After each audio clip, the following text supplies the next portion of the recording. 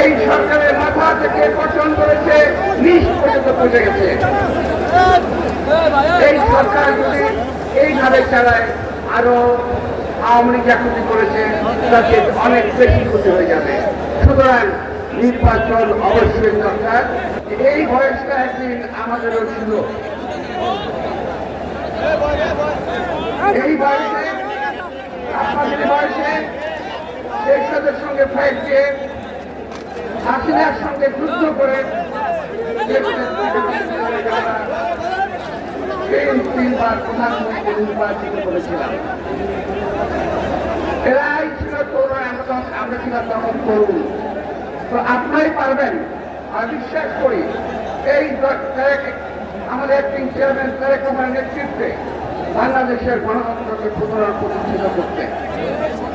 যারা আজকে প্রচন্ড রৌদ্র সারাদিন অথবা বৃষ্টি, এর মধ্যে থেকে আপনার যারা রাজপথে সরে যান নাই, আপনাদের পক্ষে এটা সম্ভব বলে আমি বিশ্বাস করি।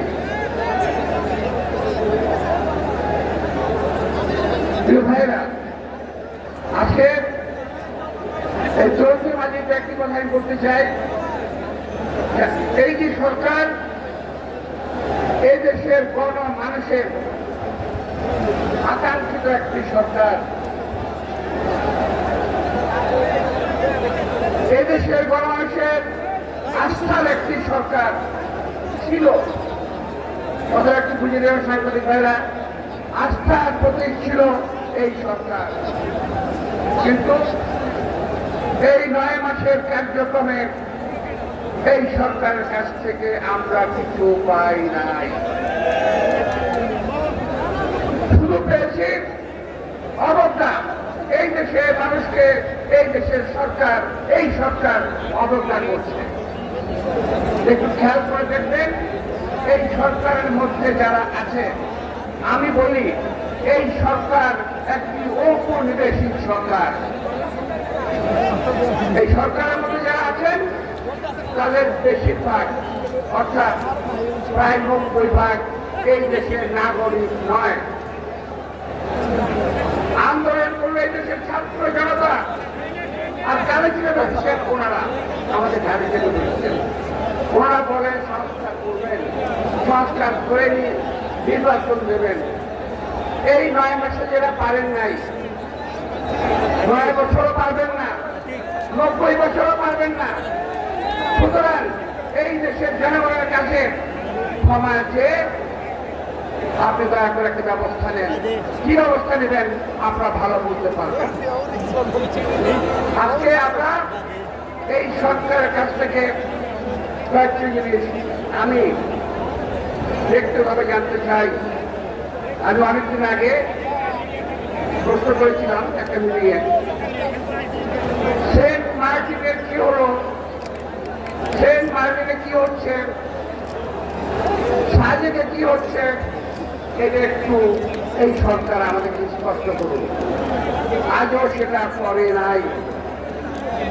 তার মানে আমাদের দেশের একটি অংশ আজকে আমরা সেখানে আমাদের অধিকার প্রতিষ্ঠিত করতে পারি না। আজকে কথা হচ্ছে করিডোর নিয়ে। করিডোরের লাভ কি, লোকসান কি, এটা দেখার আমার দরকার নাই। আমরা যেমন ছিলাম তেমনি থাকতে চাই, এর বেশি কিছু আমাদের দাবি নাই। করিডোরের কোনো প্রশ্নই আসে না। আবার নিরূপণিক কোড দিয়ে দিচ্ছেন, উনি বলছেন ভালো লোকের হাতে ভালো জিনিস দিতে হবে। তো এখন যারা অভিজ্ঞ বিপি ওয়ার্ল্ড নিয়ে আসতেছেন, আমরা কি বুঝি না এরা কারা? আমরা বুঝি, আমরা বুঝি সেন্ট মার্টিন, সাজেক, কলিরোড, বিপি ওয়ার্ল্ড, আপনার স্টার্লিং, আমরা বুঝি আপনি কি বলতে চাচ্ছেন। এদেশের মানুষকে বোকা ভাববেন না, এই দেশের মানুষ বোকা নয়। স্টার্লিং ছাড়া আমরা চলেছি এতদিন, ওয়াইফাই ছাড়াও চলেছি, বেশ ভালোই ছিল। এখন স্টার্লিং আছে কার জন্য? আনছেন ওই আরাকান আর্মির জন্য। করিডোর কার জন্য? এখান দিয়ে আরাকান আর্মির মাল মশলা যাবে। সেন্ট মার্টিন কার জন্য? পুলিশের কোন সেবাদানদের হাতে তুলে দেওয়ার জন্য।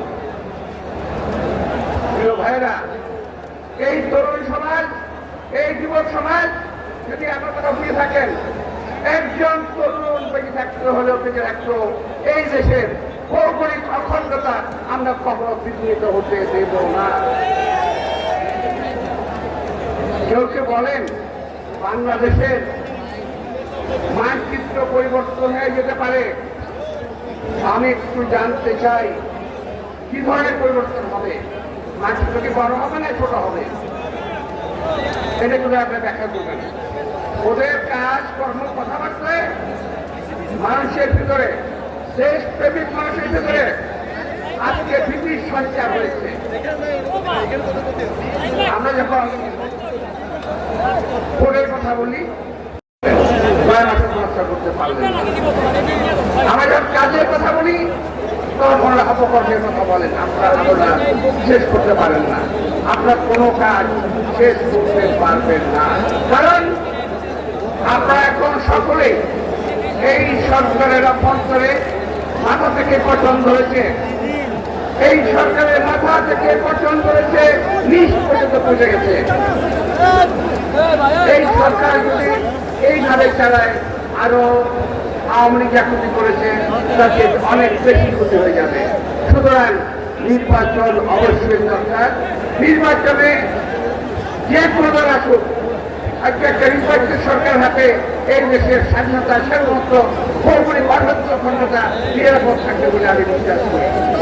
সমুদ্রে সম্মানিত প্রধান অতিথি, বাংলাদেশের ভবিষ্যৎ আশা আকাঙ্ক্ষার প্রতীক জনাব তারেক রহমান, মন্ত্রবরিষ্ঠ, জাতীয় স্থায়ী কমিটির সদস্যবৃন্দ এবং অঙ্গ সংগঠনের নেতৃবৃন্দ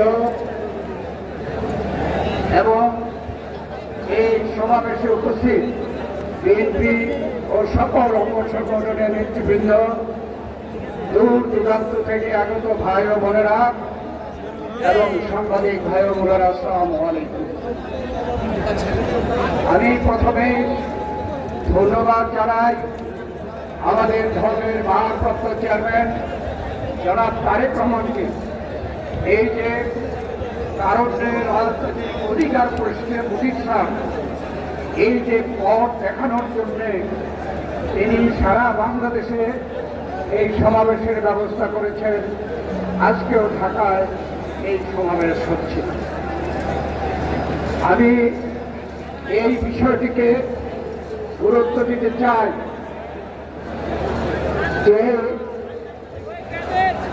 বাংলাদেশের ভবিষ্যৎ যারা নির্মাণ করবে তারা হল আজকের সময়ের তরুণ প্রজন্ম। এটাকে নির্দেশ করার জন্য, জনগণের সামনে পরিষ্কার করার জন্য যারা তারেক রহমান এই পদক্ষেপ নিয়েছেন। এই প্রসঙ্গে আমি আমাদের দলের প্রতিষ্ঠাতা, স্বাধীনতার ঘোষক শহীদ প্রেসিডেন্ট জিয়াউর রহমানকে স্মরণ করছি। তিনি যখন এই জাতীয়তাবাদী যুবদল, ছাত্রদল, স্বেচ্ছাসেবক দল তিনি সংগঠিত করেন, আমি তখন তার সেই জাতীয়তাবাদী দলের কমিটিতে প্রথম ছাত্র বিষয়ক সম্পাদক হিসাবে প্রায় সব সমাবেশে আমি উপস্থিত ছিলাম। আমি বলতে শুনেছি শহীদ প্রেসিডেন্ট জিয়াউর রহমানের এই তরুণদেরকে ছাত্রদল, যুবদল, স্বেচ্ছাসেবক দল নামে তিনি যে সংগঠিত করেছেন, একটাই উদ্দেশ্য, এদেশের বিপদ আপদে, এদেশের উন্নয়নে তরুণ সমাজই হচ্ছে জাতির ভ্যানগার্ড। অর্থাৎ সকল কিছুর সামনে থাকবে এই তরুণ সমাজ। শহীদ প্রেসিডেন্ট জিয়াউর রহমানের যে উদ্দেশ্য ছিল, আজকে আমরা দেখতে পাচ্ছি ভবিষ্যৎ এই বাংলাদেশের কর্ণধার তারেক রহমানও ঠিক একইভাবে চিন্তা করছেন। তাই আজকে আমরা বাংলাদেশে যে বর্তমান রাজনৈতিক প্রেক্ষাপট এর বিষয়ে আমাদের এই তরুণ সমাজকে তাদেরকে সাবধান হয়ে অগ্রসর হয়ে যথাযথ ভূমিকা রাখার জন্য এই দিনে আমরা তরুণ সমাজের কাছে আবেদন জানাই। আজকে বাংলাদেশের কি অবস্থা? আমরা গত 15 বছর সেই সময়ের যে স্বৈরাচারী ফ্যাসিস্ট সরকার ছিল তার বিরুদ্ধে আন্দোলন করতে গিয়ে আমাদের নেত্রী দেশনেত্রী বেগম খালেদা জিয়া বিনা কারণে একটি মিথ্যা মামলায় শাস্তিপ্রাপ্ত হয়ে জেলে গিয়েছেন, অসুস্থ হয়েছেন। আমাদের ভারপ্রাপ্ত চেয়ারম্যান তারেক রহমান বানোয়াট মামলায় শাস্তিপ্রাপ্ত হয়ে বিদেশে থাকতে বাধ্য হচ্ছেন। আমাদের সিনিয়র নেতাদের থেকে শুরু করে আমাদের তৃণমূল নেতা পর্যন্ত এমন কেউ নাই যারা মামলার আসামি ছিলেন না, যারা জেল খাটেন নাই, নির্যাতিত হন নাই। এবং আমরা দাবি করতে চাই আমাদের সেই 15 বছরের আন্দোলনের চূড়ান্ত পর্যায়ে 2024-এ যে ছাত্র গণ অভ্যুত্থান হয়েছে তারই চূড়ান্ত এই অবস্থা। এবং সেই ছাত্র গণ অভ্যুত্থানে স্বৈরাচারের পতন হয়েছে, তারা স্বেচ্ছায় দেশ থেকে পালিয়ে গেছে। আজকে যে সরকার প্রতিষ্ঠিত এই সরকারি সেই আন্দোলনের ফসল।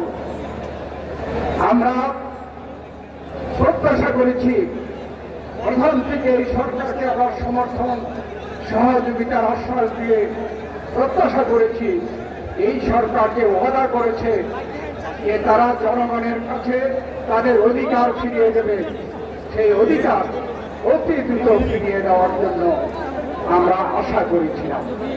প্রায় 10 মাস অতিক্রম করছে, আমরা দেখছি জনগণের অধিকারের মধ্যে সবচেয়ে গুরুত্বপূর্ণ অধিকার হচ্ছে ভোটের অধিকার। সেই ভোটের অধিকার প্রতিষ্ঠা করার জন্য, দেশে গণতন্ত্র পুনঃপ্রতিষ্ঠা করার জন্য এখন পর্যন্ত কোনো পদক্ষেপ নেয় নাই।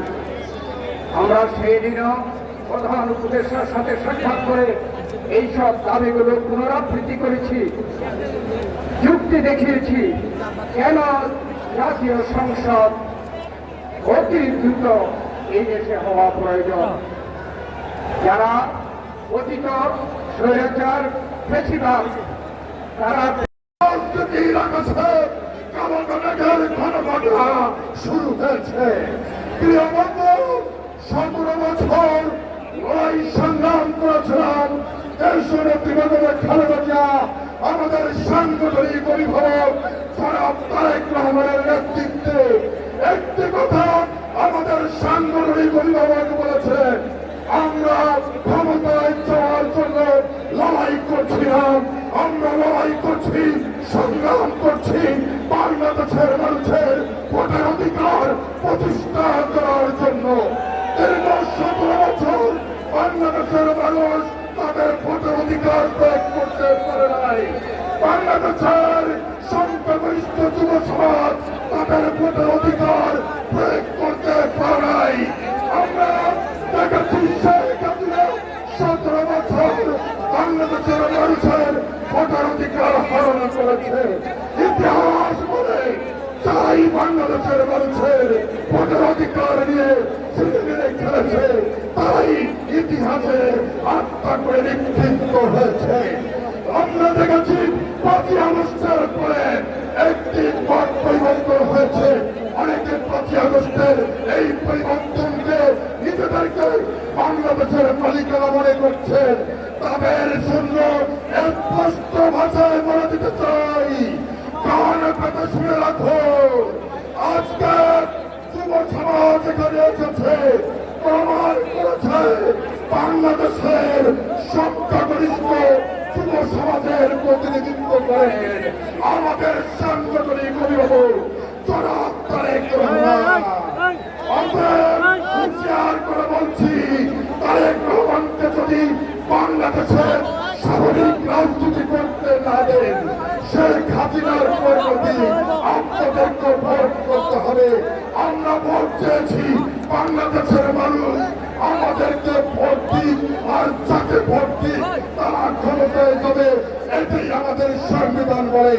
অতএব রাষ্ট্রের মালিকেরা ভাববেন না এই রাষ্ট্রের মালিক জনগণ, জনগণের কথায় কর্ণপাত করতে হবে।